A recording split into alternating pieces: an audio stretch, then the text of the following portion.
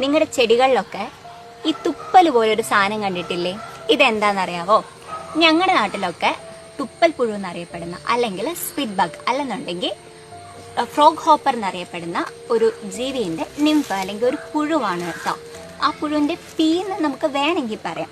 Exactly P അല്ല. സംഭവം എന്താന്ന് വെച്ച് കഴിഞ്ഞാൽ, ചെടി അതിനാവശ്യമായിട്ടുള്ള ന്യൂട്രിയൻസും മിനറൽസും ഒക്കെ അതിന്റെ വേര് വഴി അബ്സോർബ് ചെയ്ത് സൈലം വഴി ചെടികളിലേക്ക് എത്തിക്കുമല്ലോ. അതിനെയാണ് നമ്മൾ സൈലം സാപ്പ് എന്ന് പറയുന്നത്.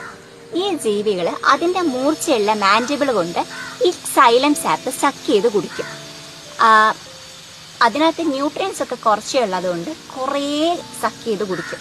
അപ്പൊ എക്സസ് ആയിട്ട് വരുന്ന വാട്ടർ അത് ചില കെമിക്കൽസും ഒക്കെ കൂടെ ചേർന്ന് ഇത് അതിന്റെ ഏനൽ വഴി എക്സ്ക്രീറ്റ് ചെയ്യും.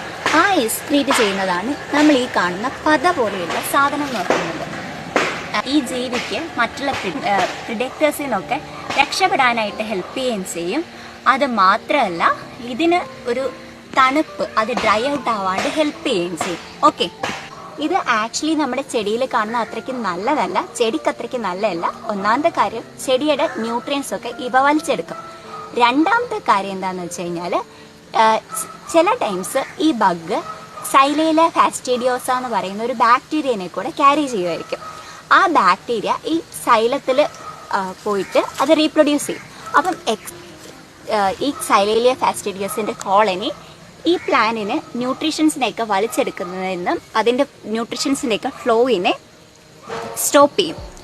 അപ്പം അതുകൊണ്ട് ഇതൊക്കെ നമ്മുടെ ചെടിയിൽ കാണുമ്പോൾ ഇവന്മാരെ അങ്ങനെ വെച്ചോണ്ടിരിക്കണ്ട, അപ്പം തന്നെ തുറന്ന് കളഞ്ഞേക്കാം. ഓക്കെ.